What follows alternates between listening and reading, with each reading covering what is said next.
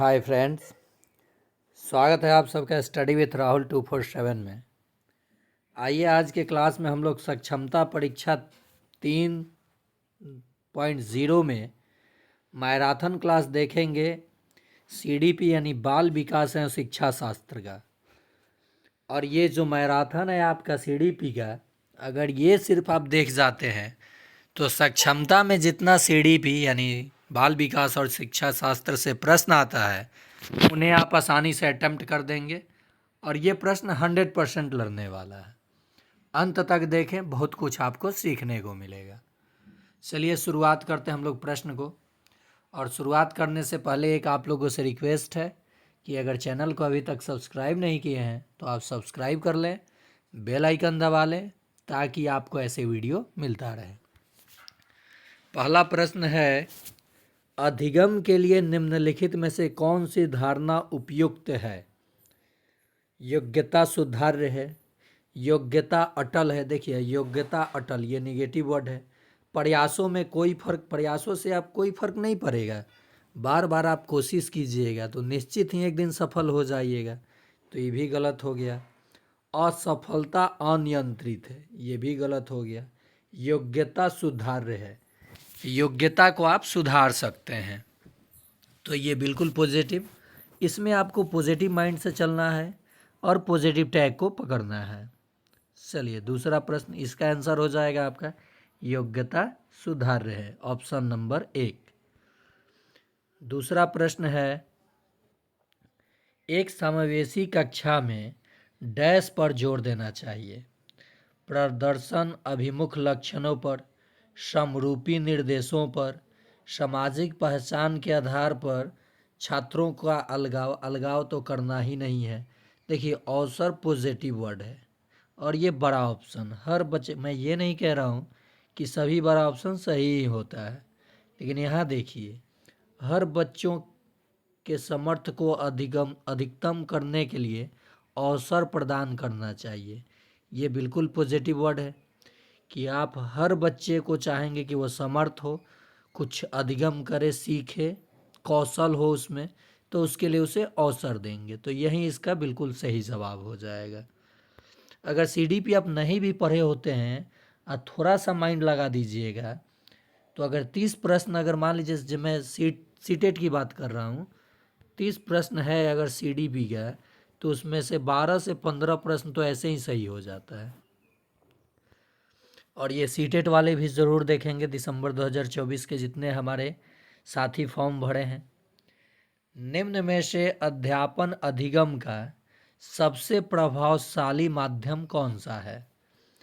विषय वस्तु को यंत्रवत याद करना, याद तो बिल्कुल करके रट्टा नहीं मारना है। संकल्पनाओं के बीच संबंध खोजना, बिना विश्लेषण ये निगेटिव हो जाएगा। नकल और दोहराना निगेटिव हो जाएगा।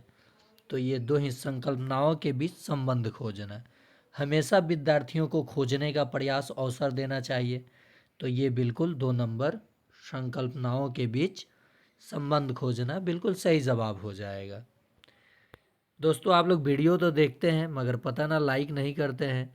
अगर थोड़ा सा आपके पास मेरे लिए समय हो तो लाइक कर दें और वीडियो को आगे शेयर कर दें ताकि और लोगों को भी एडवांटेज मिल सके।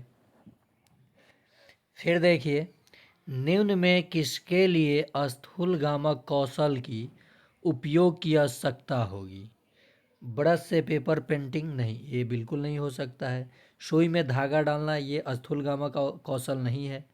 चलना और दौड़ना, ये स्थूलगामक कौशल है, तो यही बिल्कुल सही जवाब हो जाएगा। देखिए यहाँ बड़ा ऑप्शन था पेपर के टुकड़े काटना और चिपकाना, तो अगर सही करते तो गलत हो जाता। मैं जो आपको ट्रिक बताता हूँ सीडीपी में या पर्यावरण में कि बड़ा ऑप्शन सही ऑप्शन कब, जब आपको आंसर उत्तर पता नहीं हो तब, निगेटिव नहीं रहे तब। और आपको उत्तर पता है कि ये हो रहा है, आप बड़ा ऑप्शन देख के बड़े पे टिक कर दीजिएगा तो गलत हो जाएगा। तो यह 3 नंबर आंसर बिल्कुल सही जवाब है। अगला प्रश्न, राष्ट्रीय शिक्षा नीति 2020 के अनुसार एक शिक्षक को शिक्षण अधिगम प्रक्रिया के दौरान प्राइमरी स्कूल के बच्चों से संप्रेषण के लिए किस भाषा का प्रयोग करना चाहिए? तो एनईपी नेशनल एजुकेशन पॉलिसी 2020 यही कहना चाहता है कि बच्चों को उनके मातृभाषा में पढ़ाया जाए और मातृभाषा में उनकी जानकारी को बढ़ाया जाए। तो बच्चों की मातृभाषा का बिल्कुल सही जवाब हो जाएगा 4 नंबर। अगला प्रश्न, बच्चों को सिखाने में कठिनाई होती है जब सूचना अलग अलग टुकड़ों में प्रस्तुत की जाए, दो आंतरिक रूप से अभिप्रेरित है, अधिगम सामाजिक संदर्भ में हो, विषय वस्तु को बहुरूपों में प्रस्तुत किया गया हो। तो जब आप सूचना को अलग अलग टुकड़ों में प्रस्तुत करेंगे तो वहाँ बच्चों को सीखने में कठिनाई होगी। तो 1 नंबर उत्तर बिल्कुल सही हो जाएगा।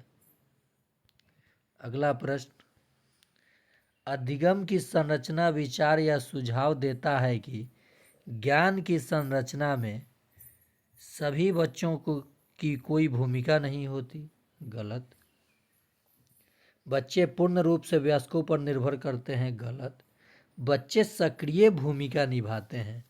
ये बिल्कुल सही है। बच्चे अपनी सक्रिय भूमिका अदा करते हैं और चीज़ों को सीखते हैं।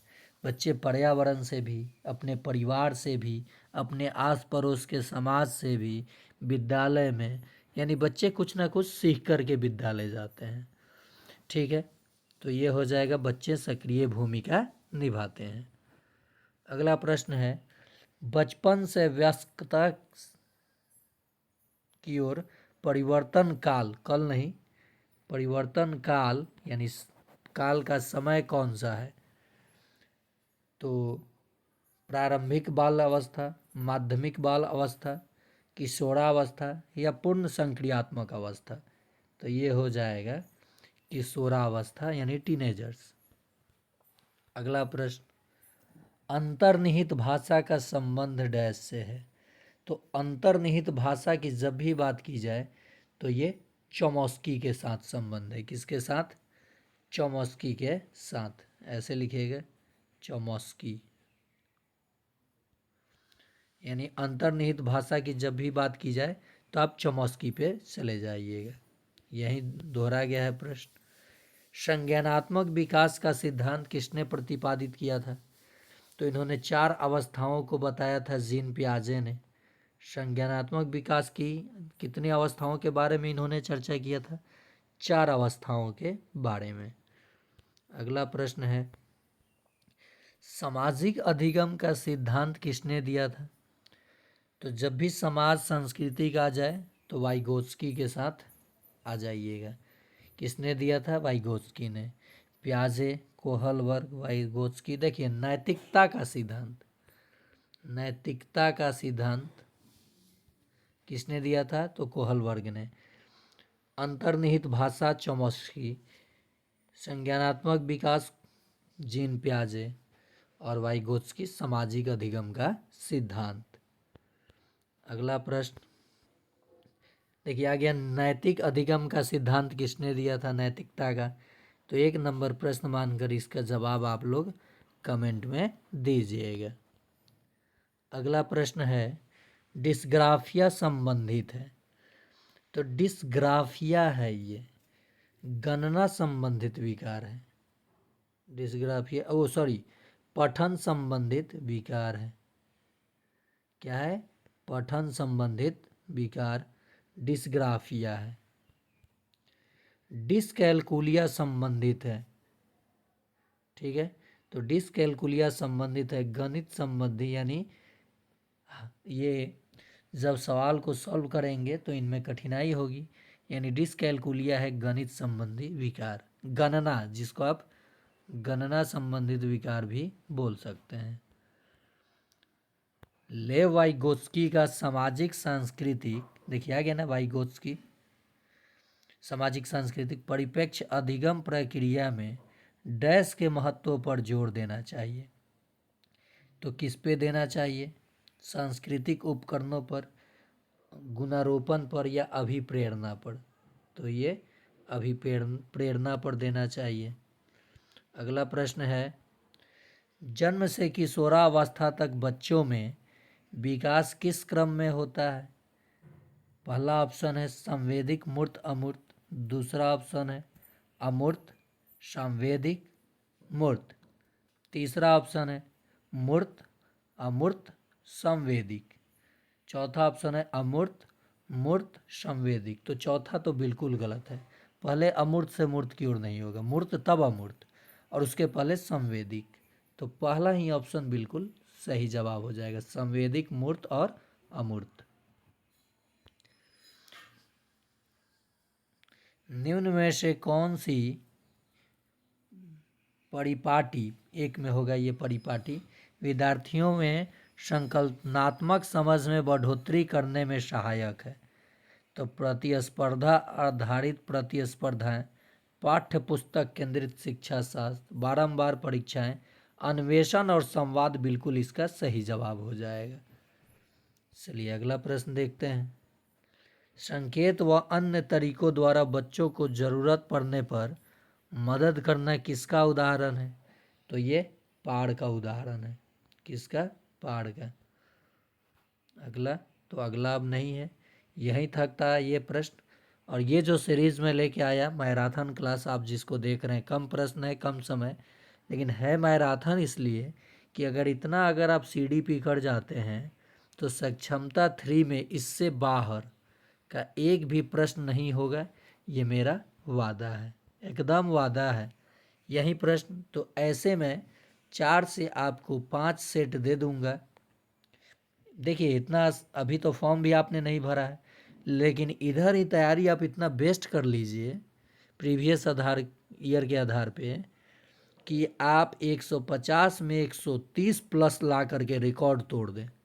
ठीक है, और मैं जानना चाहूँगा कि जितने भी हमारे शिक्षक साथी अगर 1 दिए हैं, 2 दिए हैं, तो किनका कितना मार्क्स आया है, ताकि एवरेज मैं निकाल सकूं कि कितना आ रहा है और क्यों कम आ रहा है, ताकि आगे वाले जो भी हमारे शिक्षक बचे हुए हैं उनसे रिकॉर्ड ब्रेक करा दूं। मैं हमेशा चाहता हूं कि अगर मेरा 10 आया है तो अगले बार मेरे साथ जुड़े लोगों का 12 आए। अगर आपने 12 ला दिया तो मैं कोशिश करूंगा कि किसी का 15 आ जाए। अब आप कहिएगा सर 20 का तो एग्जाम में हुआ, किसी ने 19 ला दिया या 20 ला दिया, तब कैसे? तो 20-20 कोई लाएगा, अब पूरा का पूरा आ जाए तो और बल्ले बल्ले। तो उम्मीद करते हैं ये सेशन आपको अच्छा लगा होगा। शेयर कीजिएगा, सब्सक्राइब नहीं किए हैं तो सब्सक्राइब कीजिएगा, और ये दोनों नहीं कीजिएगा तो लाइक तो ज़रूर कीजिएगा, ये मुझे विश्वास है। फिर मिलते हैं अगले पार्ट में किसी नए टॉपिक के साथ।